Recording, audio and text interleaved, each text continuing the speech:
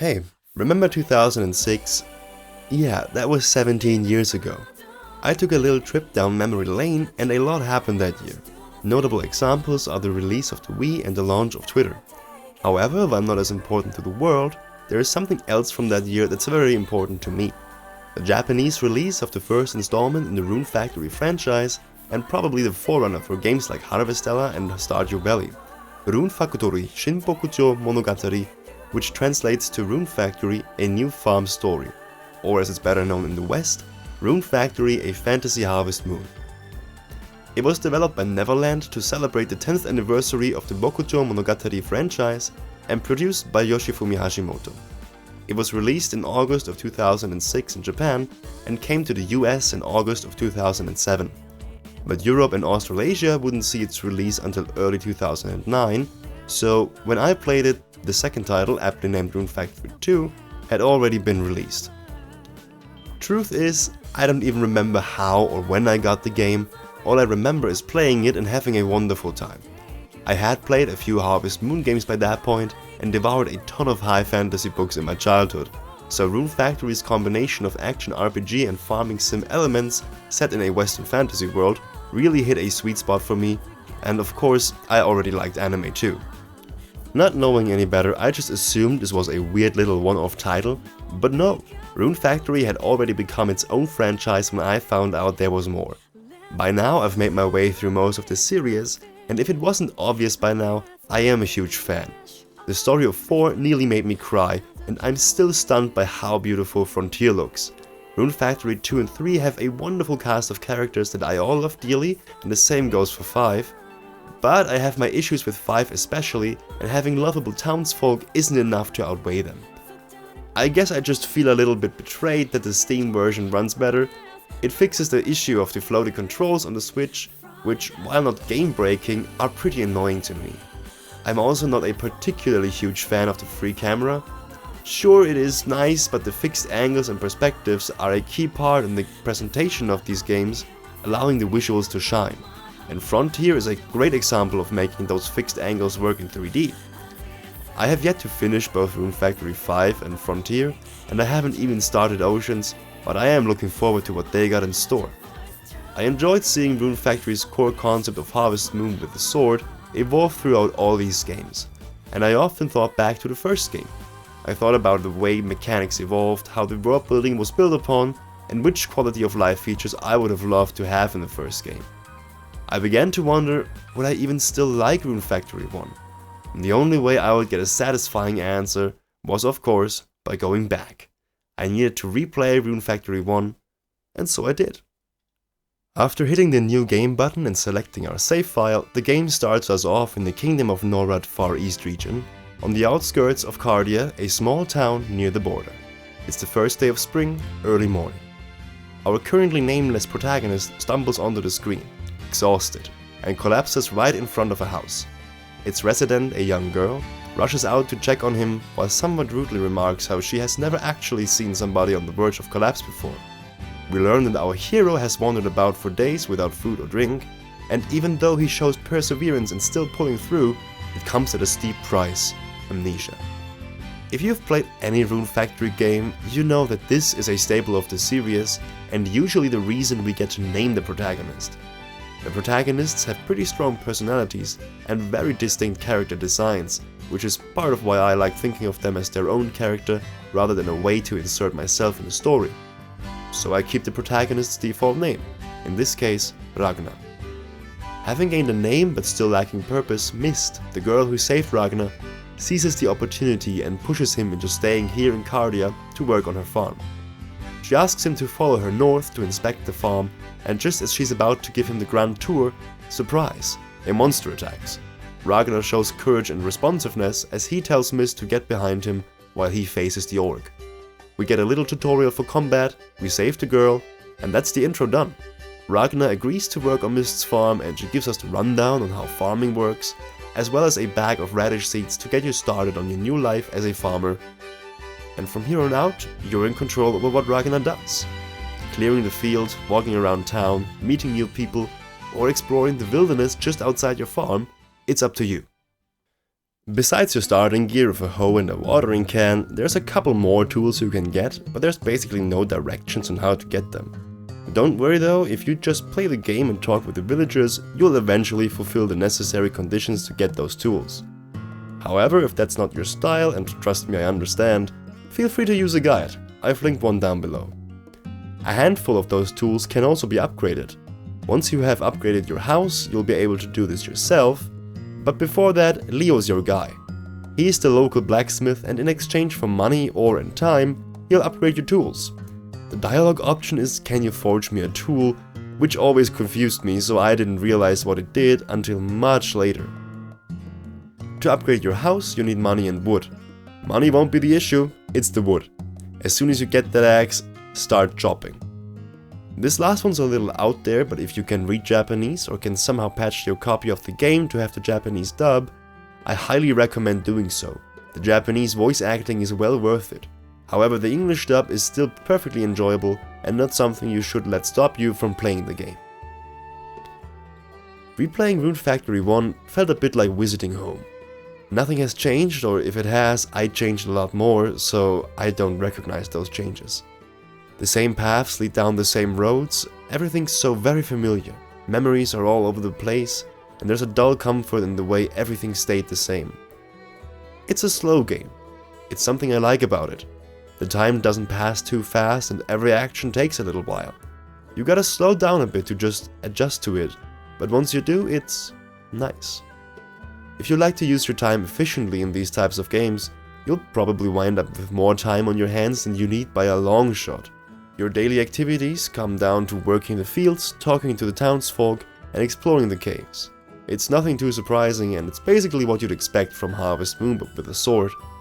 Unlike Story of Season or Harvest Moon games though, there's an active focus on the story and Ragnar's involvement with the events happening around him. And the pace at which these events unfurl is generally tied to how quickly you progress through the dungeons. The basic formula is you meet the requirements to get a permit to a new dungeon, clear out the boss, fulfill any additional requirements for the next permit, and enter the next dungeon. I say generally because there is one exception. After taking care of the first half of dungeons, your next destination will be Misty Bloom Cave, a dungeon surrounded by water on all sides and only accessible in winter when the water freezes over. And while it's a bit annoying, it's honestly not that big of a deal. This gives you more than enough time to gather enough money and wood to upgrade your house, which includes some brand new crafting stations and allows you to purchase the bigger and better furnishing options. After all, no one will want to marry you if you don't have a double bed. And once you've done all the upgrading and crafting you want to do, you can simply skip through days by sleeping repeatedly. I finished taking care of the first half of dungeons by early summer and had my house upgraded by early fall. At this point, money was no longer any issue, and most of my time was spent socializing with the villagers and farming ingredients for presents or to craft better gear. By the middle of fall, I was done with even that, and I decided to finally skip through the rest of the season and into winter. It took only 2 days to waltz through Misty Bloom Cave and acquire the next pass. Tackling the last couple dungeons was no sweat either. Getting the necessary upgrade materials probably took the longest amount of time, and even then, shortly before the end of winter, I was done. The credits rolled, the story reached its conclusion, and I had my answer. It's probably obvious, but I still like Rune Factory 1. A lot actually. I remembered why I was first charmed by this game and how it cemented my love for this franchise then and there. The story doesn't even have that much to do with it. It serves more as a framework through which we learn more about Ragnar and the world he finds himself in. A world brought to life by an almost painterly art style. It trades definition for a slight bit of fuzz and a little bit of haziness, which gives a softness to everything while still maintaining all the small details so attentively put in every place. A great example of this are the villagers' homes. No two houses are the same, inside or out, and all of them perfectly reflect the ones who live in them. Take Camus's farm for instance. Camus is the son of Edward, the doctor of this town. And even though Camus has his own farm, he still lives with his dad, and if you take a look around Camus's shop, you'll quickly find an almost complete lack of furniture. This makes even more sense when you take into account that Camus says he wants to leave Cardia and move to the big city. So why would he waste time furnishing a home he plans to abandon soon? That soft painterly style also transforms the wilderness around Cardia into an almost impressionistic landscape through which you roam. Uninhabited and untamed, the woods outside your farm and the dungeons found therein are lush and vibrant. It is a delight to see how drastically the wilderness changes with every season.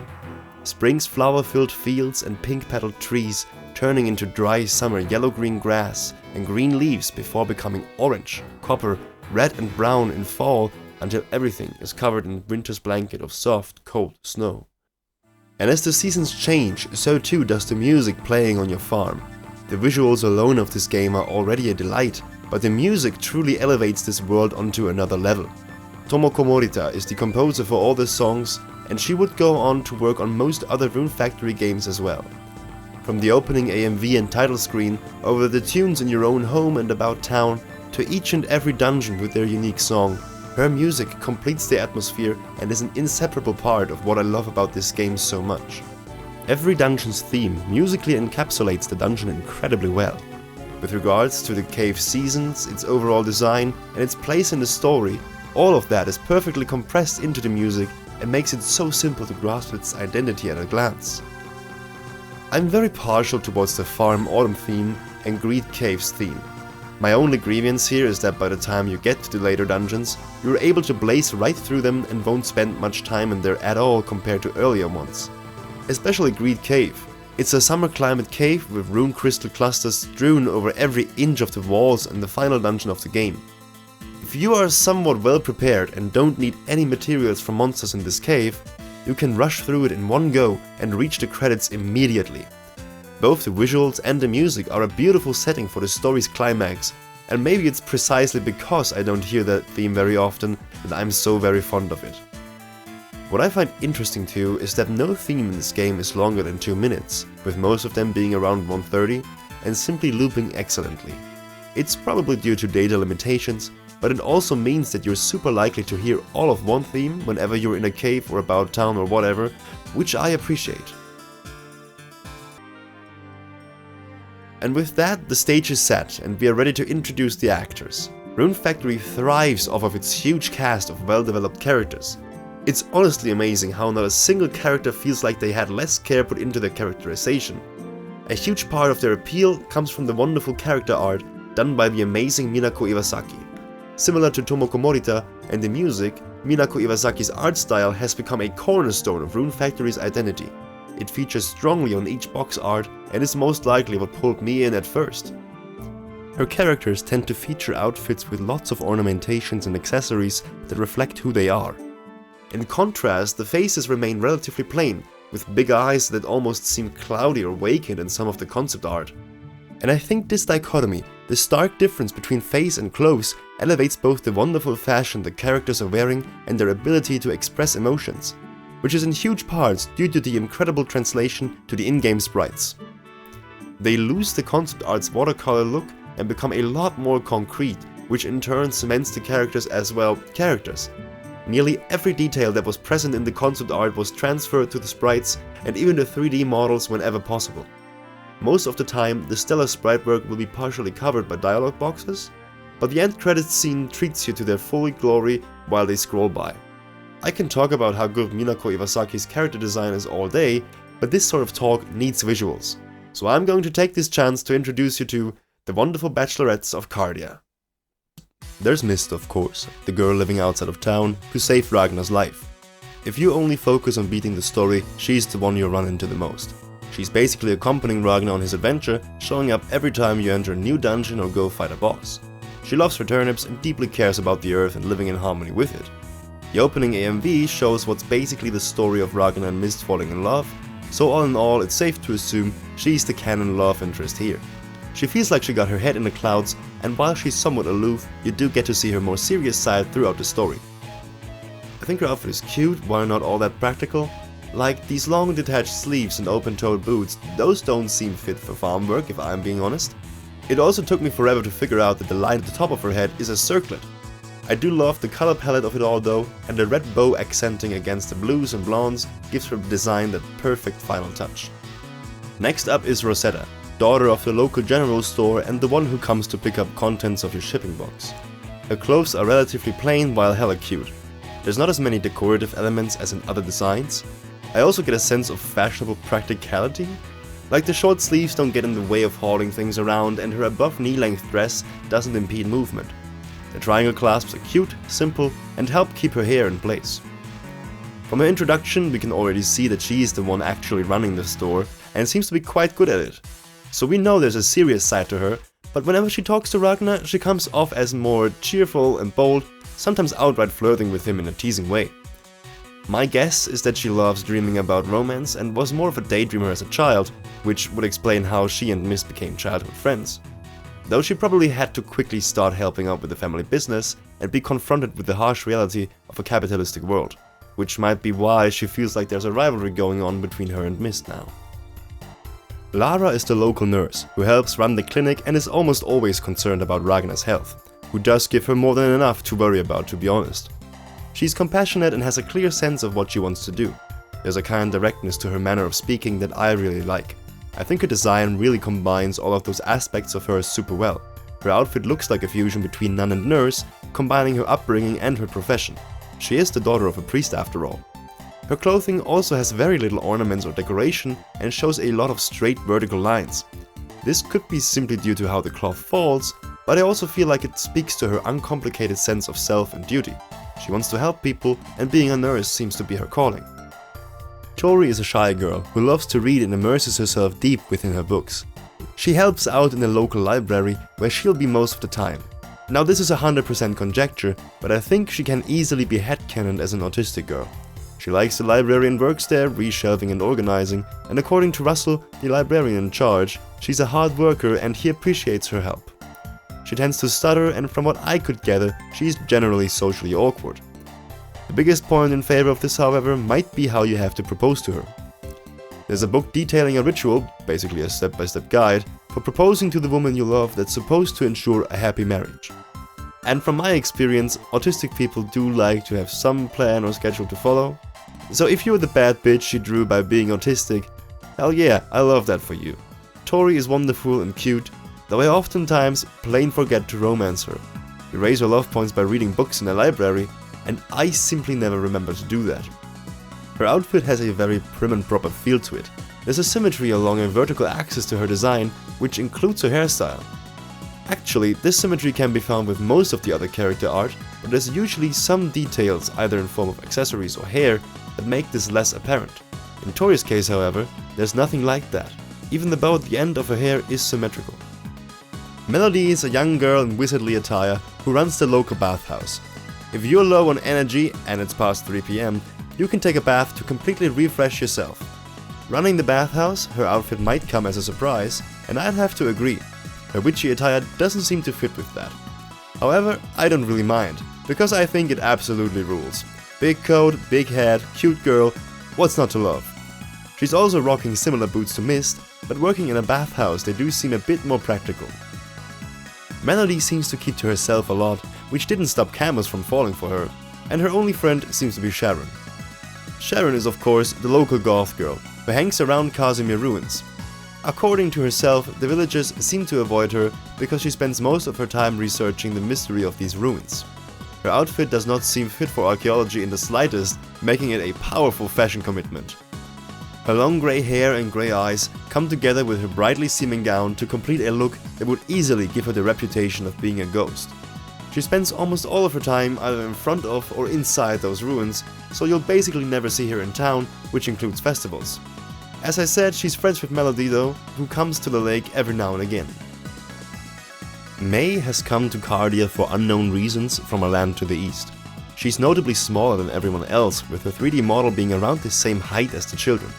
Her concept art almost looks half the size of the other characters too, yet from the way she talks, she's probably a couple years older than Ragnar. We never get to know any ages, but it feels like Ragnar and the girls of Cardia are all similar in age, and personally I'd place them at around 17 to 19 years. In contrast to that, May could be somewhere around 21 to 23. Again, there's no numbers to base this off of at all, and I'm purely going with my gut.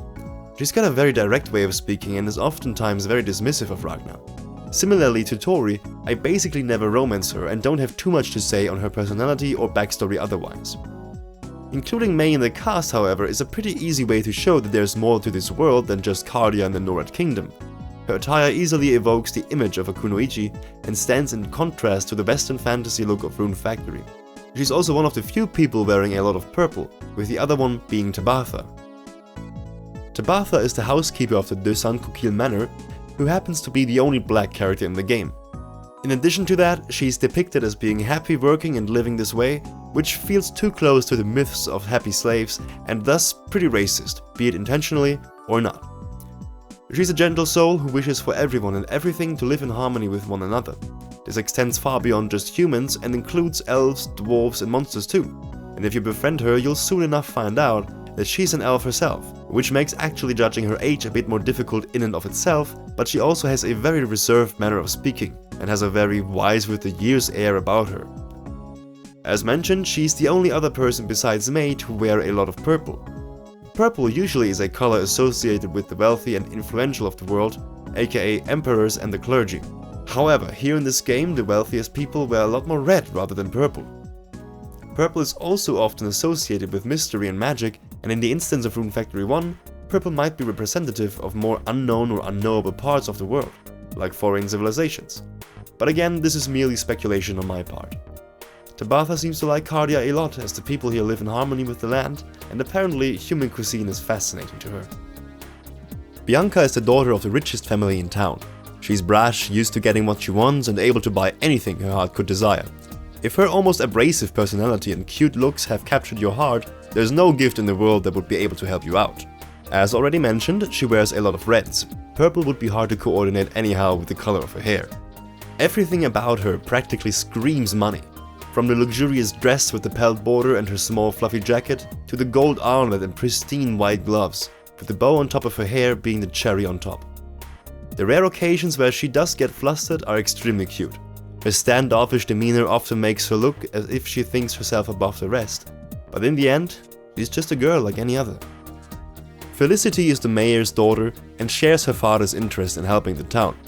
However, a mysterious sickness prevents her from doing much of anything at all, leaving her fatigued and frustrated. Even Dr. Edward can't seem to find a cure for what's plaguing her. Her outfit owns, it's big, comfy and flowy, and I'm all about that. I'm guessing it also keeps her warm quite well, seeing how she's got 3 layers, and all of her long garments too, which makes sense, as her being chronically fatigued probably makes her more prone to being cold as well. She also has a lot of likely embroidered ornaments on her dress, which she might have put there herself. The style is pretty different from the way other people's clothes are ornamented, and embroidery is a good way to kill some time without expending too much energy. In her concept art we can also see what looks like her trying to patch up a tear in her dress. Again, she's frustrated by her illness not allowing her to work as much as she'd like, so it makes sense to me that she'd try and do as much as she can on her own. I didn't think that much of her when I first played the game, but as time went on and I grew older, I learned to appreciate compassion and empathy. So it's no wonder that her kind and gentle way has really grown on me during this last playthrough. Once you finish the story, Lynette will join the village. As a former lieutenant commander of the Sex Empire, she plays a major role in the story, being the one who actually is responsible for the events that happened, including Ragnar's amnesia. Beating the story means thwarting her plan, which in turn apparently makes her useless in the eyes of the Empire, and the Sex Emperor himself tells her to commit suicide. Ragnar offers that she can stay in Cardia instead of forfeiting her own life, and utterly defeated and with no other option left, she accepts and apparently comes to live with Mist. Her outfit is different in a lot of ways, and judging by the Sex Empire Soldier's Bride, the golden decorations on her top are part of Sex Empire military standards. Same might go for her dagger. I'd imagine that her decoration also indicates military rank, though since she's the only Sex military member we got, I can't say anything for sure. I like the recurring interlocking rings she got in her outfit though. The eye patch also isn't just for show. When she wears the wedding dress, she'll remove the eye patch and reveal a lighter colored eye, implying that it's blind. Since you can only romance her after the events of the story, there's not all that much to do, and this was the first time I actually romanced her. She mostly wanders around town, being in a different spot every day, marveling about the life of the villagers and how peaceful and nice Cardia is. The amount of dialogue each NPC has is also really impressive. They will all react to each major story progress, which is mostly getting the permit to a new cave and defeating the boss. It's cute and I like it. You also get different dialogue when you reach higher friendship levels or love levels with the villagers. though I'm unsure if these levels are the same for all of them, or if the romanceable girls have different dialogue attached to both friendship and love points. Getting to 3 friendship points with the head of a household allows you to visit them past opening hours, and when you talk with the villagers then they'll tell you more about themselves. There's also some other events, questlines almost, that will involve a person's backstory and change the dialogue afterwards. Sadly, Rune Factory 1 doesn't have any hard events, a staple of Harvest Moon type games in my opinion. These short events reflect how you and another person are growing closer, and usually all the possible love interests have them at certain love level thresholds. To be clear, I don't mind there not being any hard events in Rune Factory 1, though I'd also love it if we got to see more cute scenarios between Ragnar and the girls. In later games, requests can be seen as something similar to hard events, while adding love events outside of requests as well. The closest thing to hard events Rune Factory 1 ever received was a series of short visual novels available for purchase on mobile phones in Japan called Rune Factory Gaiden Another Day and Rune Factory Gaiden Smile Once More. These were the result of collaboration between Marvelous and Liveware, though Liveware went under a while ago and their website is long since defunct. Even using the Wayback Machine, the website is still in Japanese, so not a lot is actually known about these games, and it's honestly surprising that we even know they exist. All information about these games I got from the Tumblr blog Forest of Beginnings, where they give a special shout out to the Tumblr blogs Adatan, who seems to be the first one to find out about these visual novels and provide pictures, and Sharon's Maze, who is given credit for finding and compiling concrete information about Rune Factory Gaiden Another Day, including the summary of each route. I'll link to all of them in the description below. Rune Factory Gaiden Another Day comes in 4 separate editions released in 2007, titled after the seasons, so Rune Factory Gaiden Another Day, Spring, Summer, Autumn and Winter. These provide additional scenarios with the girls from Rune Factory 1, with the settings and events likely revolving around the seasons included in their respective titles. The promo art seems to prove that theory. There's pics of Tabatha and Rosetta in swimwear, both of whom are on the title of the summer one, while there's snowfall in the art for Lynette and Mist, who are both featured on the winter edition. Also, I think Mist's Santa outfit is really cute. I'm a bit iffy about the fact that Cecilia is also here. Like, yeah, there's 3 girls per issue and there's only 11 romance options in the game, but come on, Cecilia is a literal child, and a far better choice would have been Lady Anne. Like, she's right there, and she's single. Do better. The second instance of these visual novels, Rune Factory Gaiden Smile Once More, released in 2009, and even less is known about this one. Apparently the routes were all to be bought individually instead of in bundles like with Rune Factory Gaiden Another Day. And from what Forest of Beginnings was able to find, it looks like these focus more on emotional closeness between the characters, but I can't say anything for certain. As already mentioned, Liveware went under and access to these games is either impossible or very, very unlikely. I would have liked to see what these scenarios had to offer and get to know more about the characters, or to just see them in some situations. Again, links in the description, and massive shout out for Forest of Beginnings, Sharon's Maze and Adatan. Hey, would you like to hear a fun fact? The European release for this game didn't have any voice acting in it at all. So imagine my surprise when I decided to replay this game with an American version, and suddenly the characters are speaking to me. Naturally, the Japanese release features voice acting as well, and that cast is stacked for like no reason. Some examples of this are Mist being voiced by Ami Koshimizu, voice of Jade from Dragon Quest, as well as Ryoko Matoi from Kill la Kill. Raguna is being voiced by the voice actress of Temari from Naruto and Edward Elric from Fullmetal Alchemist, Romy Park. But my personal favorite has got to be Sabrina being voiced by the Japanese voice of Jenny from My Life as a Teenage Robot, which might be my favorite fun fact about this game ever. I guess they really put that Harvest Moon money to good use. As already said, if you can both read Japanese and get your hands on a Japanese copy of Rune Factory Shinbokujo Monogatari, I heavily recommend you enjoy the game this way. Sadly, I couldn't find any information about who the English voices were, which apparently is pretty commonplace for games around this era. Nonetheless, they did a great job, and the game is fun regardless of which version you play. In the end, I think that a lot of people, be they Rune Factory fans or not, should give this game a try. There's quite a lot to enjoy after all, in my opinion. And if you end up wanting to see more of these characters, why not try Rune Factory Frontier? It's a different story and setting, but quite a few of Rune Factory 1's girls reappear in this one. There's also no continuation of the story or anything, and it's a standalone game. And lastly, with Rune Factory 3 getting a remaster for the Switch, 4Gamer.net held an interview with Shiro Maekawa regarding Rune Factory 3 Special. In it, Maekawa went on to say that remakes of Rune Factory 1 and 2 are not impossible, but depend heavily on the sales of 3 Special. There's also a Game Rant article based on the 4Gamer.net interview, so this information is also available in English. Personally, I'd love to see what they do for a Rune Factory 1 and 2, since the series has evolved pretty far from what these two games do, and especially Rune Factory 1's content would probably be a little thin for a whole game nowadays. A remake of Rune Factory 1 would honestly be a dream come true, so even if the odds aren't looking too swell, I'm keeping my hopes up till the end. And even a port of those two games to modern consoles would be amazing. Anyway, I'm Valen, and I hope you have a great day. Goodbye.